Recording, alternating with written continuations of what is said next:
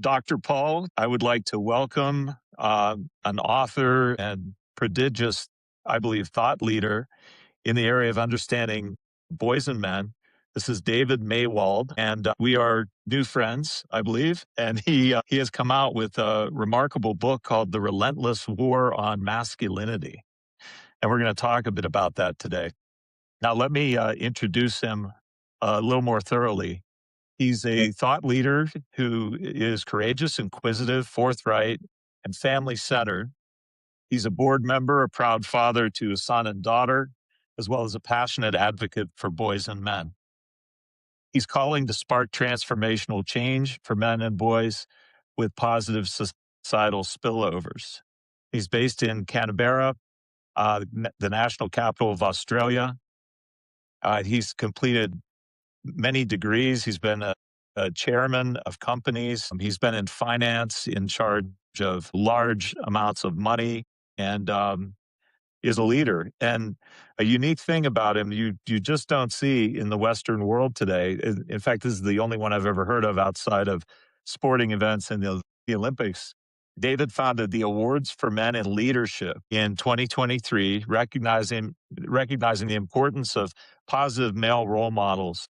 And he launched the Celebrating Masculinity Substack in 2025 to inspire all men and boys. And he's been in numerous journals and articles. So welcome, David. I hope that wasn't too long of an introduction, but you've had a lot of life's experience. It's a pleasure to connect with you across the oceans. I've got to, Yeah, and absolutely. thank you so much for making the time. And I got to say, I I believe we need more male leaders like yourself, like myself, and I'm trying to lift up and recognize the great family-oriented, community-minded male leaders in our society. Well, I originally came to this. I'm a psychiatrist, and as such, thinking about working in medicine and having trained in medicine, if you could only pick one thing that you could do in your mission as a physician, it would have to be stop death. That would have to, if you could only pick one thing, that would have to be the number one thing.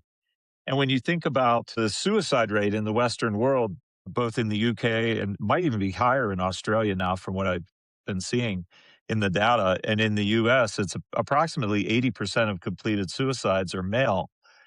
And that ought to be the most alarming thing in healthcare, that kind of statistic.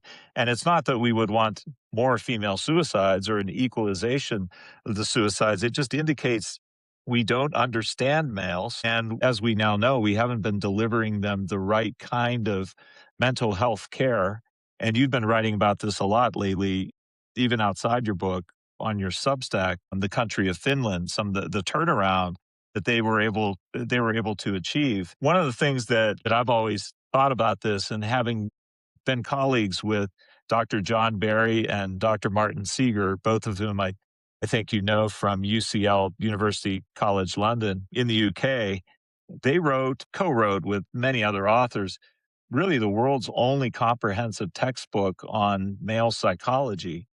And I rely on that regularly. I've always seen many of the principles that they cover happening in real life in my patients, but they've done the huge labor of doing actual research on these things.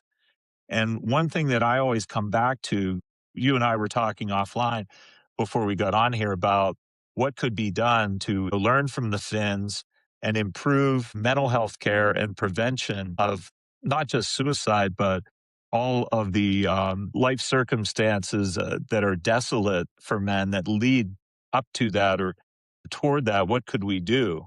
And I think one key that John Barry and Martin Seeger identify, if you dig down into their textbook, is that males actually have instincts.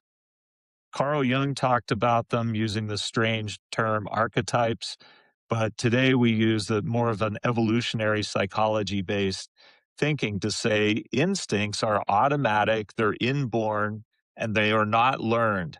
You can learn how to work with them, but you're born with them if you're a biologic male.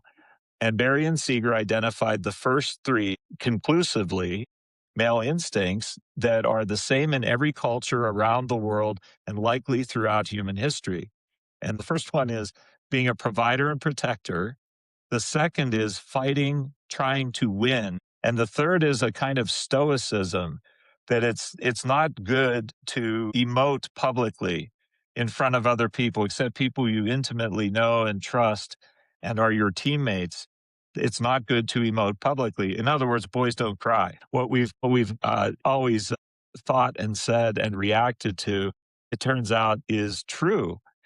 And when we were talking offline before getting going, we were talking about there need to be more males who are in power doing more to help lift up those who are suffering in the current circumstances of being ignored or being underserved or being underprivileged compared to the average citizen. And it occurred to me one evolutionary psychology reason why that you do hear people talk about folks like Rob Henderson, Jordan Peterson, and such is that this second instinct males have to fight and win is kind of single minded toward a goal where we are on a team together pursuing that goal.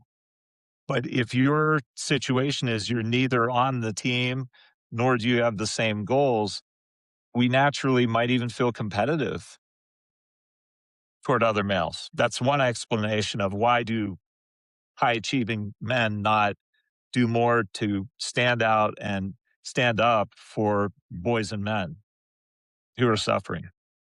What are your thoughts? I know that was a long diatribe there, Yeah, but I wanted to mention Barry and Seeger for sure. absolutely. And let's give them credit. I mean, these Yeah, are you see that? You could just see that. So this is yeah, a very substantial book, the Palgrave Handbook of Male Psychology and Mental Health, of which John Barry and Martin Seeger were both contributors, as well as Roger Kingley and Luke Sullivan. But let's give them credit. I mean, this is a unique tome. Uh, It's one of the very few in this field. And if you compare that to the amount of research, practitioner focus, government funding, program services for males compared to females, it's chalk and cheese. I mean, there's a huge disparity.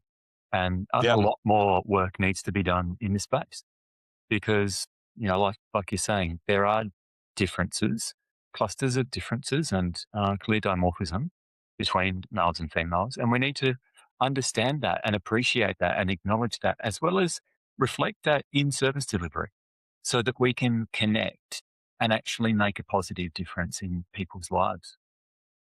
Well, So I did want to comment about the difference yeah, on those three. yeah.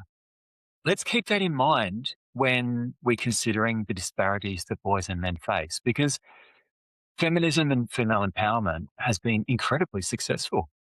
Like, give them their due. But the way that that has been advocated for and the successes that have come aren't likely to be exactly the same that men and boys advocate or lobby or find successful solutions because of the differences in communication styles and the sometimes the reluctance to ask for help, the differences in likelihood to turn up for events. Look at International Women's Day, Right. millions of people, both men and women, feeling that strong desire and need to be involved in those activities. Whereas I think the manosphere is probably a bit more reflective of the way that men can connect, feel comfortable, connect, can meet around their work and their business because they might be more likely to share in a space that's not looking eyes to eyes. They might feel that affinity with other men across big distances, whereas women might come together in personal groups and feel that willingness to communicate and share in a different way. So we need to honor both. It's not about feminine styles are better or traits and preferences Yeah, are yeah. better. There are traits that are reflective, but there are also traits and strengths and interests that are more reflective of men and males. And as well as Barry and Seeger, I'd call out Tom Golden and Men Are Good. I love his Substack. I think it's fantastic. He's got 4 decades of experience as a therapist. He's written 3. Yes. He understands male healing in a way that I have not heard the same depth and nuance from many other people at all. So I really credit him as well. Since you bring up male healing, you instantly make me think of something I was taught in an ER by a senior psychiatrist 30 years ago when we had nothing to do. It was the middle of the night and nothing was coming in. And he said, "Why don't I teach you a lesson about PTSD and men?" And he used an ancient Greek story, which was the story of Philoctetes. And I'll try to be brief with this, kind of blather on sometimes. But it, the story of Philoctetes was that he was an assistant to Hercules, and he carried his bow and arrows for him throughout his life. And when Hercules died, he was given the honor of lighting the funeral pyre, and he was given the bow and arrows. Well, lo and behold, the Trojan War starts. The Greeks are off to war, and Philoctetes is now a physician. And on the ship, on the way to Troy, he is bitten by a snake. And the wound became so bulbous and smelly and disgusting, and he was falling ill that it was ruining the morale of the other sailors. And they eventually just threw him off the ship on an island, dropped him on an island to die. And they go off onto Troy. And this is a little reminiscent of what you're talking about by male, powerful people and leaders not stooping down to lift up their brothers as much as they could be. So they're fighting the Trojan War, they're losing. They go to the oracle of Apollo and say, "Why are we losing? What could we do to win? What's happening?" And the oracle says, "Well, it's that you dumped your good friend and ship's physician off on that island, and you're not going to win unless you go back for him, because he knows how to use the bow and arrows of Hercules, and you won't win without those." And John, who taught me this, the lesson he said was that there's a special knowledge in being wounded or damaged as a man. And you can only get that knowledge by having suffered it. And now, with that knowledge, you can do good in the world, help other men, and heal. And it's the only way to get that knowledge. So it's an encouraging story and a mythologic tale that I think speaks to what we could be as men, helping other men, and to also honor ourselves and our own wounds as possessing healing power for others, not just for ourselves. So, can I tell you, since releasing my book in November, I've Yeah. been truly blessed and honored to cross paths with hundreds of men and women. And there's a recurring theme in some of the broken men who've been through, custody, separation from their children. They've been through terrible divorces and family law situations, as well as men who've been through addiction, drugs, alcohol, other things. And some men who, fortunately, we could have lost to suicide, but for the grace of God, are still with us. And there's a recurring pattern there of having been to that brink and seen that. And like you're the story you tell, they've been in that incredibly bad place. Many of them afterwards make it their life's mission to help and serve, particularly other men facing similar circumstances to what they've been through. There's an example in the US of Father X, who's who's just sort of Father X. yeah, and Robert Garza as well are two examples Ah, of men who've been through separation from their children and family law. Both of them are making an enormous contribution right now to help other fathers, other men, couples to build stronger relationships between men and women. But, for example, I came across through my book a music artist who was a previous addict, and he writes songs. He's written a whole album, and it's helping other men to face up to and deal with their own addictions. And I think it's a way of paying it forward. It's almost like an alchemy, Dr. Paul. They take yes. these toxic materials that have been part of their life and they convert them into gold, not just for themselves, gold for other people.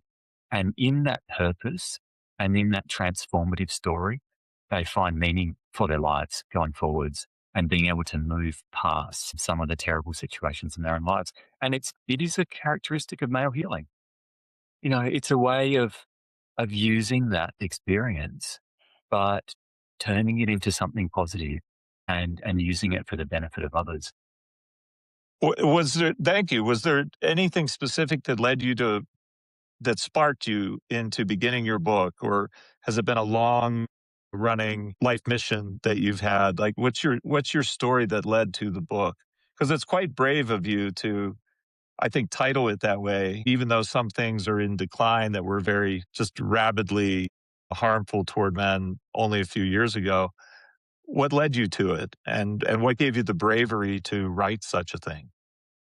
I've been passionate about the education of boys and young men for 30 years. And I've been blessed to have a son and a daughter, and that certainly was a big impact on my advocacy.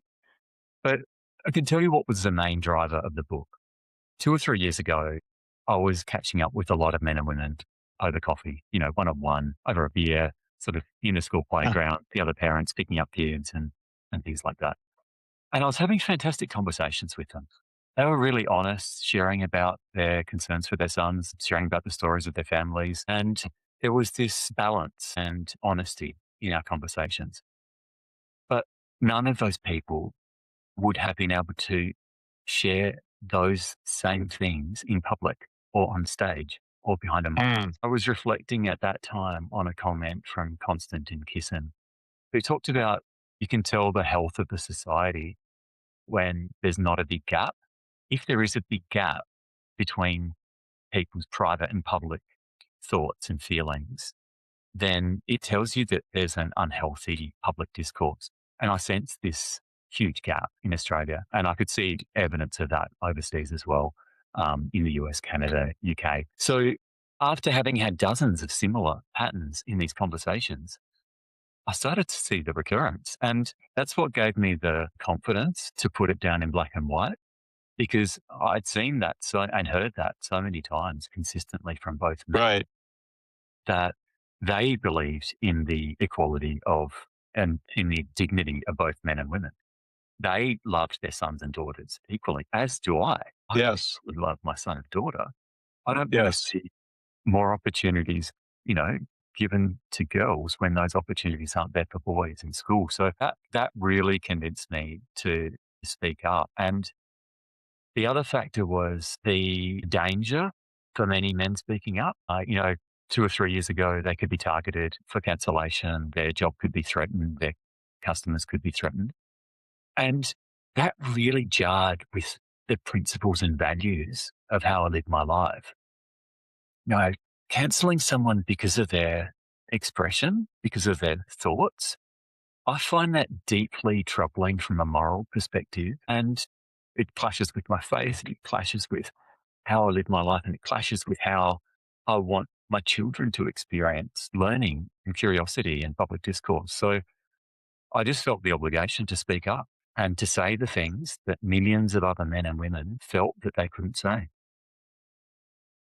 Well said. Well said. That's amazing. I mean, that gives me so many different ideas. One that came up, I listened with two parts of my mind at the same time. I listened with like an analytical psychology part, picking things apart, but putting puzzles together. And then the other is hopefully just normal conversation. But I thought of a crucible between what the ancient philosophers pursued, which was truth and goodness, and Aristotle's what Nicomachean ethics. What is a good person? I want to be a good person. But then again, there's power and the Machiavellian drive that's at least a little bit in all humans and reflected in different ways in men versus women to pursue power. You can you can see that certain movements, like whether it's feminism or whether it's the manosphere, I want nothing to do with either because I want to pursue truth and goodness. There's a crucible where truth is on one side and the pursuit of power and holding on to power is on the other. So I think part of what we see on a macro scale and a cultural level, the pro feminine policies and laws and governmental actions have a lot to do with power as opposed to purely pursuing goodness. Whereas I've spent my whole life more on the tiny stage of one on one with about 80,000 patients now total and seeing their lives play out in which they're able to be very truthful with me about what's happening.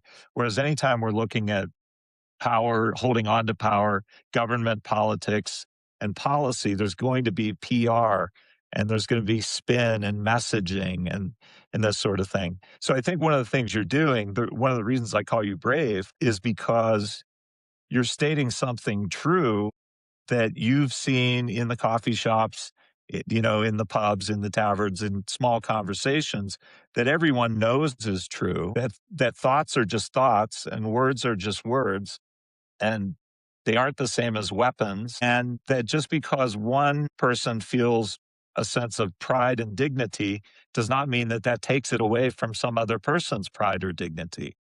In fact, males and females throughout all human history had to be in sync with their minds and how they respect each other equally, but do different things and have different tendencies, or the species wouldn't still exist. And we're starting to see things like this happen, such as in South Korea, where the population is in such decline on account of the birth rates. And the US is headed there as well. I don't know where Australia is on You that just took front. us to Asia. Let's honor Chinese New Year. There's an ancient Chinese philosophy around yin and yang. And Yes. if the West Yes. had really honored that, if we had reflected that in the relations between men and women, then we would be focused on complementarity, not on competition. The messages we've been sending to our young people for the last several decades are girls have to be more like boys to be Right. feminists, Right. successful. Boys have to be feminized. You have to drop that nasty masculine stuff, the boyish stuff. Stop being a boy. Stop being a man. Don't be such a man. Or don't be such a dick. You know, you Yeah. never Yeah. use a female body part to criticize a woman, but the no dickhead policy and don't be a dick is just accepted discourse. And that shows the asymmetry here, right? So in my book, one of the main ways that I describe what's happened in the last 4 decades in particular, I use Tom Golden's lens of gynocentrism. So gynocentrism is being a society having more preference to the traits and strengths and interests of females. Essentially, it's, let women have their way. You focus on their interests, on empowering, on uplifting. It's asymmetric. It's obviously, you're diminishing the interests and traits and preferences of males and you're elevating the same of females. So the way that I characterize where the English speaking countries have been from, I think second wave feminism was transformational at shifting us from slightly androcentric, which is preferencing males, to essentially by that is equality. It wasn't perfect. Nothing, is ever completely in sync and in balance. But if you look at the US college system, in 1982, female students exceeded male students at university campuses in the United States. That's Yes. 4 years ago. That's 4.5 decades ago. In Right. Australia, Right. that happened in 1987. So that's 39 years ago. Since then, what's happened is this continuous increase in the proportion of female to male university students and completions. In Australia, there are 64% more female graduates than male graduates coming out of universities each year.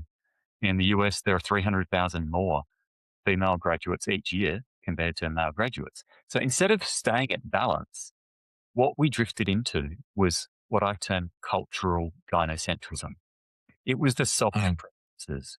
It was the misandry media. It was the advertising that had the competent females and the incompetent males consistently portrayed as stereotypes. After cultural gynocentrism, fourth wave feminism pushed us into institutional gynocentrism. And this is where the mission statements of organizations incorporate female empowerment, where you've got hard quotas, where you've got executives and boards being stacked with women. It's legal codification of preferences for females. So instead of a temporary affirmative action, it becomes permanent. It's always Right. teams that are majority female are still preferencing more females to come into those teams. So that's where I argue we are now in a state of institutional gynocentrism. And even putting that proposition one or 2 years ago, was extremely dangerous for a male. You would have been slammed at work, particularly if you're in the government or public sector. If you're in any public facing role, you would have vehement criticism raining down on you. Thankfully, there's been a shift in the Overton window in the last 18 months or so. So men and women can both speak more of their truth and their perspectives. And some of those downside risks have been taken away, thankfully, which I'm hoping is a sign that instead of continuing on gynocentrism, I'm hoping that we can make a healthy course correction. It's it's unfortunate that you have to be careful. Until recent years, you have to be careful what words you choose, as if words are somehow dangerous or not allowed. I caught myself cringing when you said gynocentrism there. I was like, "Uh-oh." I'm still reacting to the last decade or so. Danger, danger, what words you choose. But how can we have an open dialogue that's honest and tries to reach truth and is imbued by curiosity, unless we're willing to use words that make sense to us or adjust them and go from there? I think of John Barry's idea of gamma bias and Martin Seeger's as well. That terminology almost doesn't describe, it's not easy to detect what exactly does that mean just by listening to the word. It's almost a code word. But gamma bias is what they discovered to be within the media, within culture, within cultural discourse, where female problems are amplified and male problems are diminished simultaneously. And it ends up being a bias for that reason, which then through policy eventually does harm. You said a term a little bit ago about terrible men, or I don't think you said toxic masculinity proper, but that phrase is a pet peeve of mine, because if you pick it apart, the word toxic is just a synonym for narcissistic. That's really what we're talking about. If we say someone is toxic and we're talking about their psychology, then we're saying they're very narcissistic. So toxic equals narcissistic.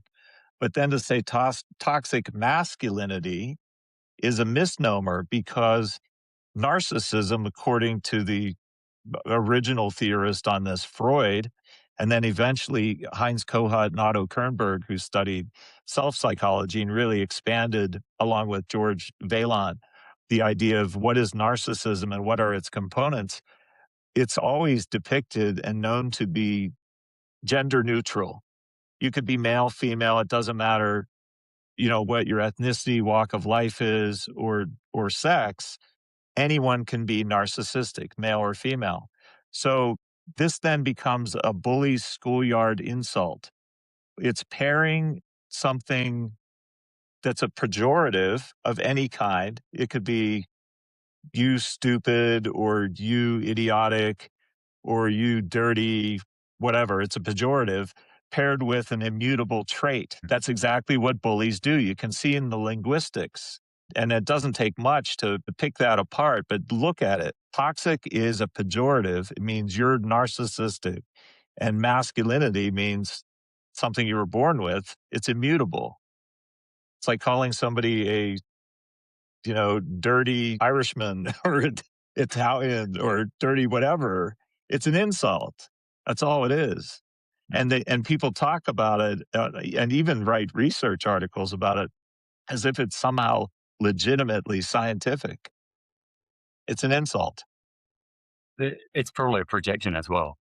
It's probably a The projection away projection. from uh, The biggest recurring. narcissist in the room is the one that's calling everyone else a narcissist. That's for sure. So I think more men are now aware of the amount of gaslighting that has occurred Yeah. during recent Yeah. decades, and they're calling it out. They're seeing it for what it is. There's a comment in my book about the waves of feminism having oriented towards self-interest and short-term outcomes, financial outcomes over community or relationships or caring for other people. And in a sense, there's an unholy alliance there between capitalism and feminism, because by providing more labor, it provides the employment resources for businesses and companies to Sure. generate profits. And also, it clearly delivers more tax revenues for governments of all levels as well. So there was a reinforcement there between this voracious growth of our economies and drawing more women into the formal labour market. Sure. Even the crazy extent of the mother is earning money to pay a stranger to look after her own children. Right, right, right. Makes sense, right? Yeah. And and in my experience, Harvard or Oxford level tuition, to pay for that care. Yeah, I might as well just go to Harvard or Oxford. Well, I never thought of this before. If first, second, third wave feminism, 60s, 70s, 80s, 90s, women entered the workforce conceivably doubles. That's good for capitalists and capitalism. What happens when males stop going to college, start dropping out, living in their parents' basement and playing video games? What happens to the workforce and the advantage to capitalists? So it doesn't quite double because there were lots of Okay. women working before 1960. Lots of women. There Okay, were yeah. women running businesses. The stories about women not having access to credit, not being able to say, Oh, right, work. right. A lot of those Like have it's been the Middle completely Ages. Like debunked. If like, if you we jumped follow, from the Middle Ages to the 20th yeah, century. but a lot of them were really not accurate portrayals of the situation for and the choices that were available to a lot of women. So it does obviously doesn't double, but there was a big expansion in the labour force. Interestingly, through that period, the labour force participation of prime aged men, between say 20 and 65 was it's dropped by about 10%. So at the same time as women's workforce participation has surged forwards and getting close to where the male participation is, you've had a falling down of male participation, and I sort of like a natural self sorting. This is the classic gender equality paradox, which even the Nordic countries have reflected that that when you give people more free choices around what they do, you will see them reflecting their interests and preferences and strengths and traits. So you are going to see clearly more of the caring professions having more female employees, whereas the more maths or engineering or science professions having more male employees in a free, undisturbed social experiment. Oh, sure, yeah. I mean, when we see, the influx of, graduating nursing schools, a lot of males will more choose emergency room work, as opposed to, neonatal care, for example, more dangerous jobs. Well, this reminds me of the specifics of this Finnish study that you wrote on recently. And I thought it's worth mentioning. If we want to think about at least, a prime concern of mine as a psychiatrist is suicide and suicide rates. So I want to look at that briefly, even though there are all these other societal issues to cover too. Hmm. So you wrote in 1980s, Finland faced one of the highest suicide rates in Europe, concentrated among men, rural, middle aged, isolated, and often drinking heavily. Instead of repeating the familiar line, men just won't seek help, Finland asked a better question: who is dying, where, and why? They launched a national study and got down to the granular detail with psychological autopsies, and they acted. In 1992, they implemented the Suicide Prevention Project with a bold goal: reduce suicides by 20% in 10 years, and mobilize where men are, where these vulnerable men are. Schools, churches, military, media, addiction services, hunting clubs, and local communities. Bring support direct to them, target these high risk groups, follow ups after suicide attempts, and treat male suicide as a sex issue or gender. I don't use the word gender anymore when I'm trying to refer to biologic sex. It's a male and female issue, and that males and females appear to need different things to feel well and not be depressed, and certainly to avoid committing suicide. So, what are your thoughts on that miraculous outcome of a national program for a nation actually working? I've Yeah. never heard of such a thing coming even close in the United States to effectiveness against suicide. We don't even talk about the sex-based difference in statistics, the 80% versus 20%. Mm. We don't even mention it. So to give credit, this was based on 3 Substack articles from Tom Golden on his Substack, Okay. Man I Good.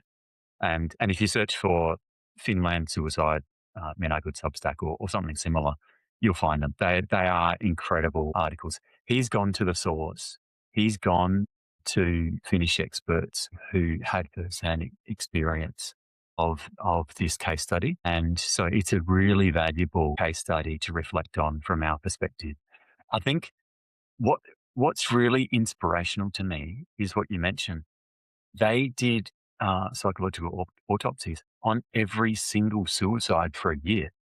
And that gives dignity and an equality of importance to each of those individuals.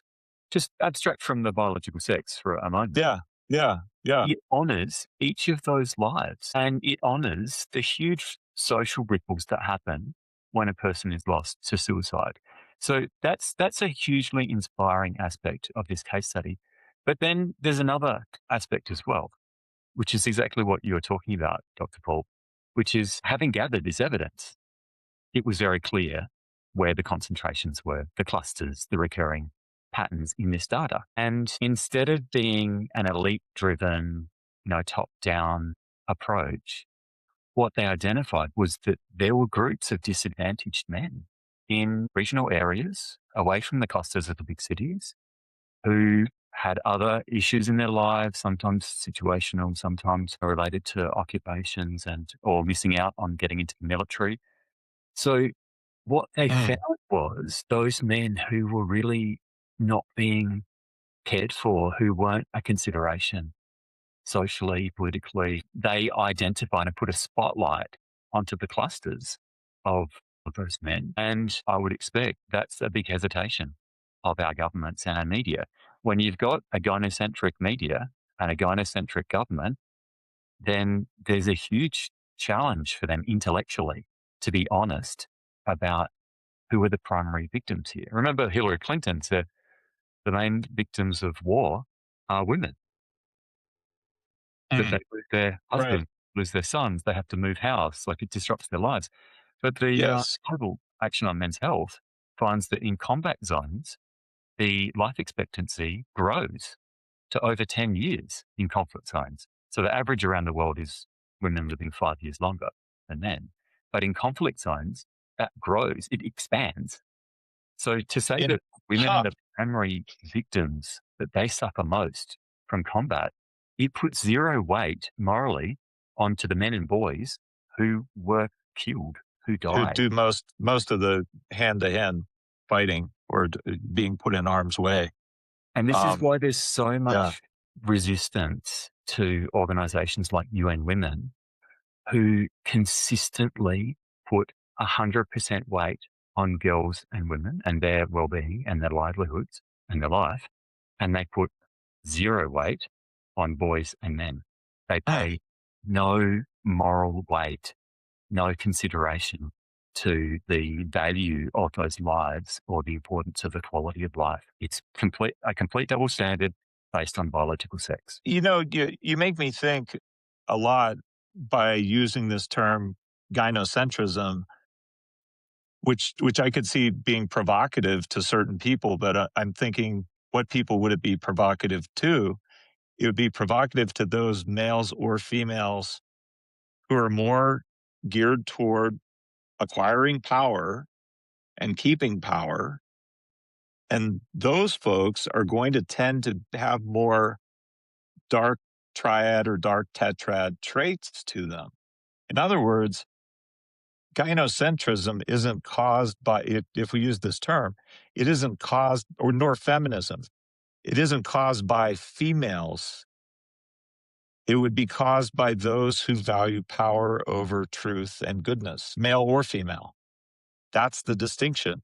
It's kind of like the phrase toxic masculinity, divided into the toxic part is the insult, it's narcissism. the masculinity part can't be changed about a person. So if somebody is being androcentric or they're being gynocentric, whatever centrism they are doing, they're the one who is the more narcissistic, power driven, Machiavellian individual or institution, unfortunately, or group. So let's go back to that Finnish case study. Yeah, yeah, For a year, at the peak of their suicide crisis, at the peak, they did these cases, very detailed investigations. They were talking to the people involved. They were investigating in a lot of depth each individual life lost. So you might think, you know, this the situation for America would be very difficult to do that because it's almost 40,000 male suicides each year in America. yeah, But it's also a country with well over 300 million people and lots of resources, obviously a lot more resources than Finland has. So it's not really different in scale to say that the United States would investigate every single suicide for a year because it's spread across a commensurately much, much larger country. That would be a big ask, wouldn't it? If you went to the president, if you went to Congress, if you DHSS, if you ask them, we need to do this. We need to understand in detail what's behind. We need to see the clusters, the patterns. We need to go beyond the data that we've got now and collect a lot of richer and subjective data as well. What that did was set up Finland to implement the local, nuanced, responsive approaches that were needed to address the crisis that they faced. And those responses will be different from state to state, between cities and rural areas. Obviously, they will touch on the most likely groups. And I hear this from men in Australia all the time. They know that there's hundreds of millions of dollars spent on suicide prevention by governments each year. But last year we saw a 5% increase in male suicide at the same time as there was a 2% decrease in female suicide. So that would say, wow. everything else Uh, equal, if you're funding programs that claim to be reducing suicide to the scale of several $100 million each year, there's some limited evidence there that it's slightly reducing the incidence of female suicide. But to have over 100 extra deaths last year of men and boys yes. and a 5% increase in numbers was really shattering and soul destroying when we found that out last November, because we're being told the government's acting, it's got a strategy, it's funding programs, they're doing different things. They're doing things, but those things are happening at the same time as male suicide's increasing. So clearly there's a Mm. confluence here between the Finnish case, where they brought down the numbers by 20% during the window, and the Australian case, and a lot of other English-speaking countries as well, where it's not effective at the moment. We're not doing the things that need to be done. It occurs to me that there could be an awful lot of bureaucracy that could, tar up the wheels, so to speak, of even the best program working. But I always go back to basics and to individual men that I've known and treated and what worked or what didn't work for them. And I combine that, thankfully, Barry and Seeger, Kingersley, and others, Sullivan, who have come out with this textbook. If you drill down into some of the basic nuggets of that textbook he held up previously, what you find is our study of the human body for the last 100 years in internal medicine has been top heavy on males because they were available as research subjects, and we simply assumed the female body works the same way. So it's true that in internal medicine, we've neglected females. For example, we still don't completely understand menopause. It's kind of a frontier in my field and in the endocrine field. Well, the flip is true of psychology. We have always more studied feminine psychology, and today this is amplified by simply the educational data. 9-to-1 graduates of therapy school, master's school, and PhD psychology are female. And so we understand females and what they need very, very well psychologically. But Barry and Seeger and others in their text point us toward some stunning things, such as cognitive behavioral therapy probably doesn't work for males. In the middle of the bell curve, let's say, there will be exceptional males that it'll work for, but the middle of Mm, the bell curve of males, it doesn't. And it now makes sense since they've discovered the first three of probably many instincts that will be discovered in males. That third instinct, the stoicism instinct, and the need to fight and win, the second instinct, are all about let's not emote. I don't need to spill my emotions in front of strangers or in front of you. What I need is success at getting to goals. That's what'll make me happy as a male. And so newer therapies that have been coming out like BAT, behavioral activation therapy, ACT, accept and commit therapy, CAT, cognitive analytical therapy are actually helpful for males. And Barry and Seeger also identified the number one most powerful psychotherapy style for males. It's group therapy in men's groups, a group of males, kind of akin to a sports team. If you want to bring evolutionary psychology style thinking into this, on a sports team, I also have this thing against vulnerability, by the way. Everybody talks about vulnerability is courage. That doesn't make any sense to me at all. mm, A vulnerable child means a weak child. A vulnerable elderly person means a weak person who could be harmed more easily than the average person. But this third instinct, the stoicism instinct, evolutionarily probably exists to be counter to vulnerability, to have secrets and strengths and hidden weapons and hidden strategies to win. That second instinct, the fighting and winning instinct, because we were tribal and we were hunter gatherers and we needed to go on a hunt and we needed to wage war. And you certainly don't go being vulnerable to your sworn enemy in war. And you don't go being vulnerable to the animal that you need for meat for the village. mm, So they lay out in their text, and now through research too, really what men do need. And guess what? It's attuned to these instincts. And that's the very thing that the public policy wonks and sociologists in certain schools of thought would fight vigorously against, to say that no, men and women, they're just the same. They're just the same. They have different body types. They don't have different instincts. Gender instincts don't exist. Masculinity doesn't exist. You could define it however you want. See, part of the problem is nobody has rigorously defined what masculinity is as yet. Everybody argues it could be this, it could be that. And I'm pretty certain Barry and Seeger are onto something by using Carl Jung's Jungian archetypes as a code word for what really are masculine instincts and feminine instincts, that the two sexes are different only in those instincts. We're exactly the same in every other way. We have the same IQ potential, the same career potential. We have the same varied personality styles. We have the same cognitive ability, artistic ability. That's all cortical. That's all higher brain cortex stuff. But where they're decidedly different are in the reptilian brained instincts, in the animal instincts, if you will. We are different.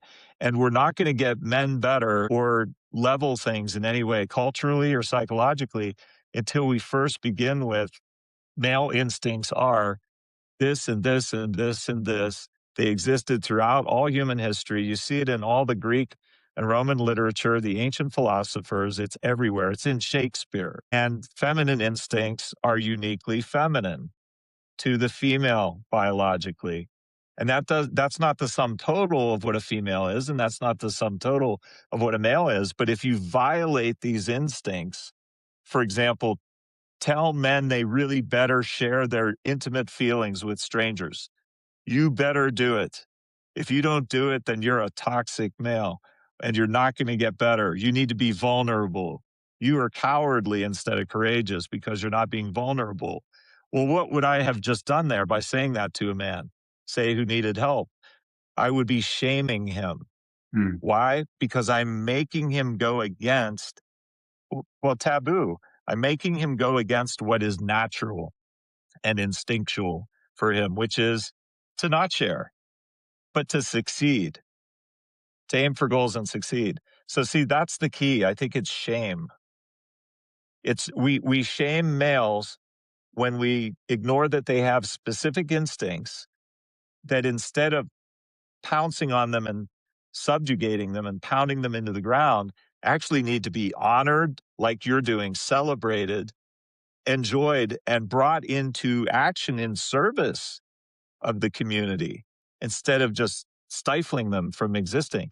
And the same would be true of feminine instincts. If we blocked feminine expression in their natural normal instincts, we're shaming them. We're depleting them. It's a depletion of personhood, or Freud called it libido. Libido was not sexual energy. What Freud meant by libido was life essence, life force, life. So masculinity means male life essence, and femininity means female life essence. And if you deplete life essence, what does the person go do? Suicide. Mm. It's So the we've got our, demasculinization that causes the suicides that you yeah. see.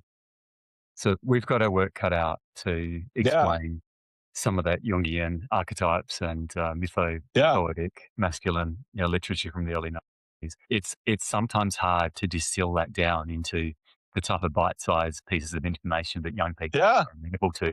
But even then, what you're seeing in teenage boys and young men is a rejection of this shaming and this attempts at indoctrination because they innately have such a strong sense of their natural traits and yes, strengths and interests that by almost trying to prize them and force those out of these gorgeous boys, it's not effective. And they're actually resisting that and they're pushing against that and they're going their own way, sadly. yeah, But you're also seeing a small percentage of teenage girls and young women who are rejecting that type of hyper individualism, financial independence, delay kids to your late 30s and whatever.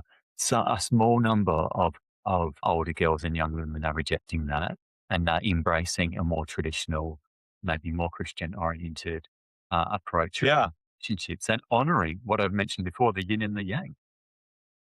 Yeah, that very well said. Yeah, I was going to say in the United States, we are seeing a resurgence of Christianity or religious thought in general in both the sexes in the young. And you're right. I think that's what's driving that. I also noticed something around 2016. I knew a person that knew of political inside things. And I don't like talking about politics a lot because you just get into the weeds with people and hatred emerges. But I thought it's strange that in the day of my grandmother, she would have said, it is impolite to talk about politics, religion, or money in mixed company. And today, all people will talk about is politics. And it seems to me there's been a gravitation toward liberals are largely following feminine instincts, honoring the feminine, and conservatives seem to drift more and more and more male or masculine in attitude and in policy desires. And that's really strange to me because I'm old enough that decades ago you could be female and Republican or conservative. You could be female and liberal. You could be male and liberal. You could be male and conservative. And if you met in mixed company, politically, you'd have maybe a lively discussion, slight disagreement, and you would drop the things you disagree upon and maybe synthesize some new ideas and have a vivacious conversation. Whereas today, it's like one party is all female, the other party is, it's like drifting toward this. The other party is all male, which eliminates the whole concept of free will, free thought, political discourse, complexity of politics. It's just as simple as it's a biologic sex choice or gravitation. That's strange to me. I think back to my grandparents, and they married for life. They all raised big families. they were really pro-social. They were deeply involved in their Yeah, community, lots of yeah, volunteering, church going. Um, it wasn't about male versus female. I mean, there was there was a working together, a collaboration, a complementarity. There was an acceptance of, like you say, honouring the differences between male and female, and it was really healthy and it's successful as well. It was sustainable. It led to a self-sustaining society that didn't need massive immigration because birth rates were plummeting. They were really healthy families who didn't constantly question, are we going to stay together? What's the best interest for me financially next year or whatever? There was a much more yeah. broader lens of community and there was a much longer term horizon of looking into the decades in the future. And they were successful in the sense of raising intact families, having decent children who were contributors to their society. It wasn't all about like getting the highest qualifications and making the most money and buying the most expensive holidays and material goods. That's unfortunately we've gone from pro-social to really individualistic and narcissistic, Transactional. transactional, financial. Like Yeah. not everything good in life can be enumerated by a dollar sign. That's what I'm teaching my kids. Like, you don't value people by their income or how much money they've spent. You look at the qualities of a person and the values that they live their life through. That's a much stronger indicator of whether someone is a contributor and pro-social. I'm really worried about where we're going. You can see it in the broader concerns about social cohesion. You can see it in the rejection of the two parties in the UK and Australia. There are a lot of similarly aged people as me and Gen X who have kids who are really worried about the society that we're handing over to our children, that it's not the same quality, substance, sustainable society that our parents and grandparents handed to us. There's the culture, the Western cultures had safeguards around marriages and families. And some of that could be religion. Some of it was just stigma. Are you pro marriage or anti marriage? Really would be the question culturally. Mm, But there was an outside force around families and couples forcing them, so to speak, or nudging them or encouraging them to get along rather than to just be individuals in pursuit of more power or money. And that's been missing recently. But if you see a comeback in religious practice or Christianity or any of the major religions that have built into them, you could call it pro social. I'm old enough that I have always called it character virtue or character maturity. We don't really use the term maturity anymore because I guess it insults people. But today they use the term emotionally intelligent as a substitute for just a mature person. mm, I think if we don't pair the idea of character virtue with the genders instead of just talking about the genders, just talking about males as if that's the sum total of the male. What we really need in males is masculinity and the pro-social and the character virtue, the boundaries, the beneficence, the generativity. And we need the same in females. We don't just need the feminine, we need the mature feminine, the mm. pro-social feminine, the high character virtued feminine, the mature. That's what we really need, both of those things. And we make the mistake of just lumping all of an individual's identity into one term like male or female. Beautifully Not all said. females are good. The narcissistic ones are decidedly not so, but the pro-social, kind, good, mature, accomplished women are leaders, the same as any male leader in status and dignity and usefulness to society. That's the mistake we make. We get too simplistic with gender and sex. So that's Beautifully yet said. another diatribe. Thank you. Gosh. Anything else you want to share? Are you able to say anything about Do you have any religious principles that have guided you that you think parallel good, solid, mature psychology in your endeavor and in how you raise your kids?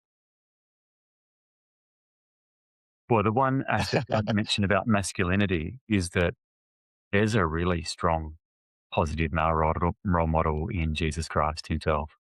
He was a servant leader. He was clearly strong, but compassionate and in tune with emotions, expressive, obviously loving and caring. That to me speaks masculinity. I don't think a post World War II breadwinner, that doesn't really speak to me as masculine. Yeah.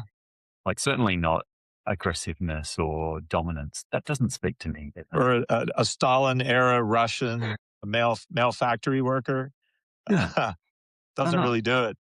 And Uh, those aren't the archetypes that led to human flourishing either. You have to go way back before the 20th century right, to look at right. really strong male archetypes that consistently benefited society, communities, families. So to me, I think there are some very powerful template role model stories that come out of the Bible and Christianity. And I'm not at all surprised to see young men flocking to churches and going back to orthodoxy and rediscovering the benefit of that that has always been the sustenance of Western civilization. I think it's a very positive institution for children and families as well, in terms of having a real life community. It's not on a device. You're engaging with Yes. other people. There's a regularity of contact. You self-select with groups and other families of similar ages.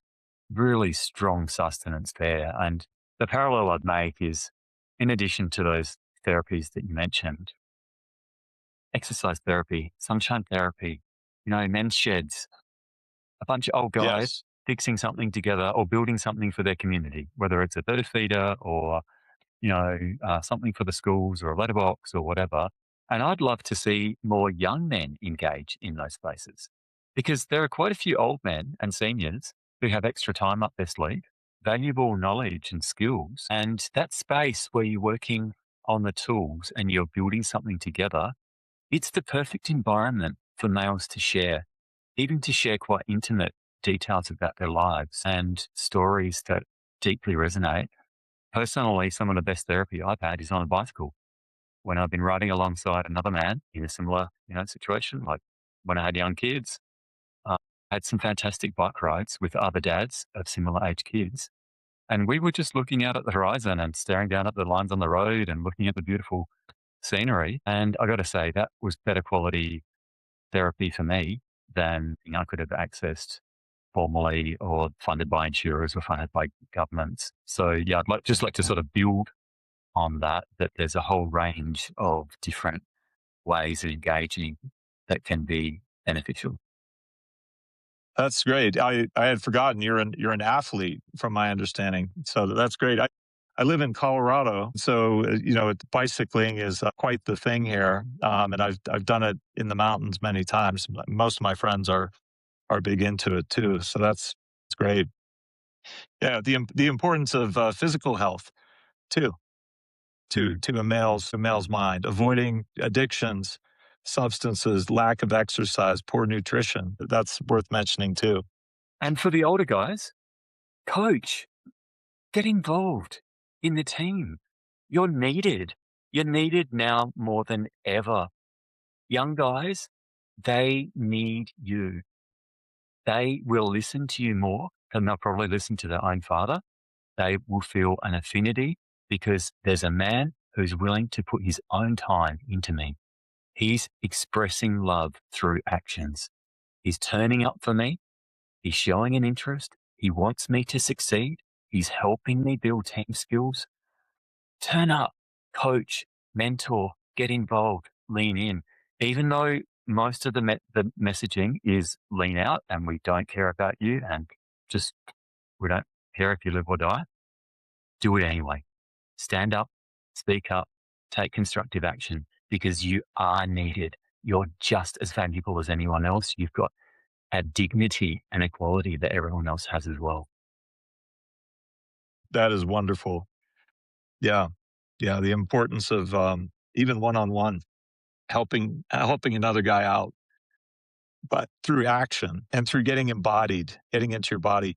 You just made me, remember, back in my early 20s, really bad, terrible breakup with a woman, and I was in the workplace, and I was very upset, felt awful, and another man, a therapist, I was being a psychiatrist already, a therapist comes over to me, a male therapist, and he goes, "Hey, Paul, it seems like you're having a hard time. You had a breakup, huh?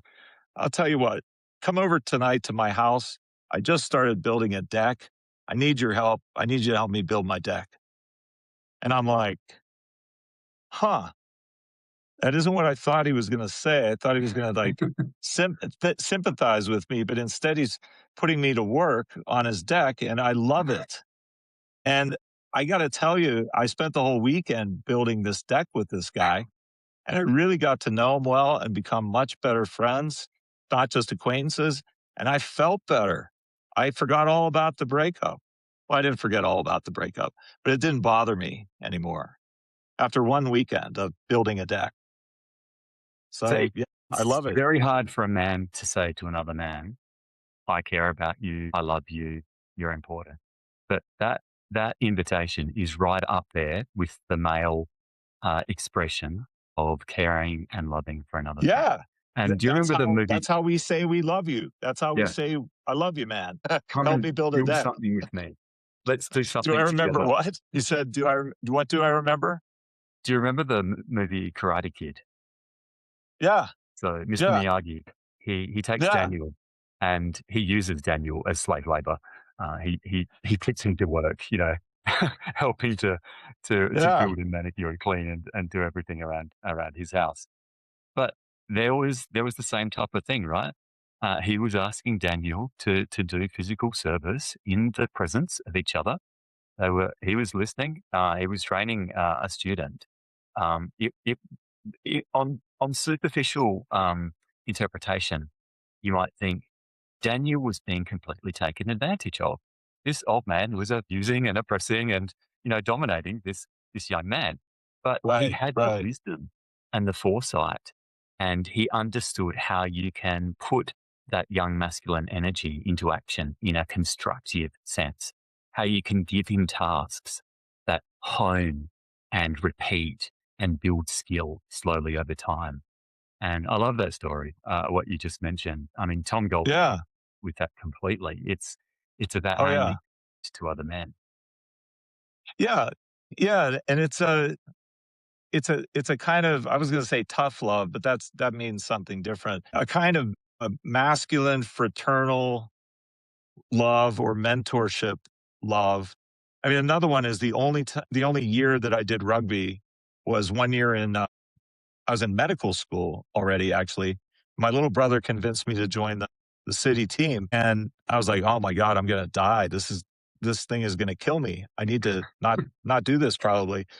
And this one time I got smashed in the nose. I broke my ribs, I got smashed in the nose, and there's blood just gushing out of my nose. So of course, what do? I walk to the sideline, and the coach is standing there saying, "What the hell are you doing?" And I say, "Coach, I'm bleeding all over the place. I'm walking off the field." He goes, "You get back in there right now and work even harder." And I loved him for that. So He, what? Bleed all over he was if that's saying, what it takes "You're to win. strong." He was saying, "You're Yeah, stronger than that. That I believe in you. yeah, That yeah, yeah, that you can do this." yeah. That's right. But from a modern perspective, like the aghast, especially the mothers, would hear that story and they'll be pulling the cord out of rugby union. Right. Yes. Yes. Abuse. That's abuse. Well, wow. Okay. Well, I've really enjoyed our talk, and I'm excited about your book. I just told you before we got started. I also now have it on audio. I'm going to enjoy it that way too. Is it read by you? It is, yeah, Oh, yeah. that's amazing. So you Wonderful. can get the Well, could you paperback. hold it up again? So The the Relentless Relentless War on War, Masculinity. paperback, ebook, or audiobook. Awesome. Wonderful. I'll be putting links to this in the Substack as well after we complete our editing here. I love your Substack. All I've right, learned a David. lot from it. Thank you. Oh, thank you so much. You're so kind. Well, good. Go out there and as a surgery professor once told me, "Be strong, be courageous, and trust in your training." So go back out there and do it, David. Thank you. Let's make a positive difference. All right, we will. Thank you, my friend. We'll talk again soon.